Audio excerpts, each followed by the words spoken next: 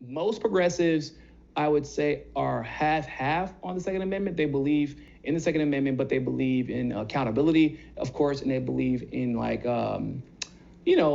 assault weapons bans and things like that. However, I would say probably over the last 2 years, once again, I know my history, and I can't pretend like if I talk about election integrity, right? If I understand the corruption that the government has been involved in, there was a story this morning that just came out that said that so these 3 men are about to be released from jail because it turned out they were laundering money, right, for cocaine money, and it turned out it was the FBI who made them do it. So they're about to be released from jail.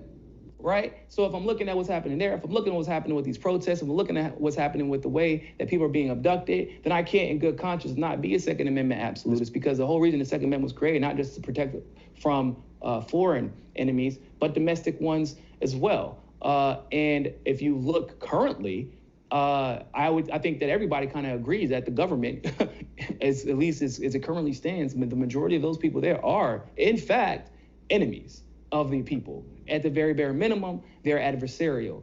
And so when you think about that perspective and the fact that half of the Second Amendment has been erased, and you kind of have to question, well, is there a reason for that? And there is. Like, nobody ever talks about the militia aspect. Nobody ever talks about the fact that the militias are supposed to be the police department and basically the National Guard of your city and state. And everybody, at least the men, and probably would have evolved into the women too, everybody learn how to use a gun responsibly. The government very rarely thought that they can just run into any given state and just wreak havoc on any given town, because everybody had a weapon and everybody knew how to use it for the most part. And those were the police departments. And so because of that, you didn't have to deal with situations with police brutality like you see today. Why? Because they're coming from that community. And you're not going to kill your neighbor's son or beat the hell out of your teacher's daughter, or the person who's teaching your child, their daughter. Like, that's not how it works. And so the executive branch, once again using federal overreach, completely got rid of militias. And now we have the National Guard.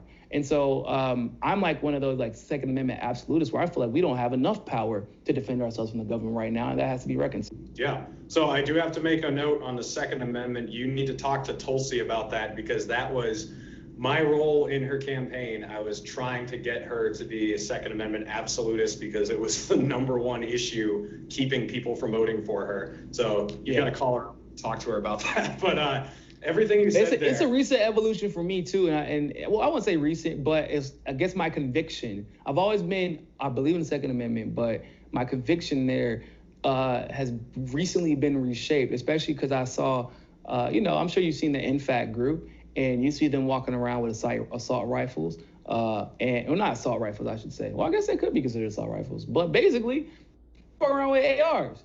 And guess what? Not a single one of them has been beat. Not a single one of them has been shot. None of them have been taken to jail. None of them have been kettled and tear gassed. None of them. And it might be coincidence, but I'm pretty sure it had something to do with that gun in the hand. But I might be jumping to conclusions. Yeah. No, I mean, that's exactly the way I've always looked at it. So hopefully she goes through an evolution on it too.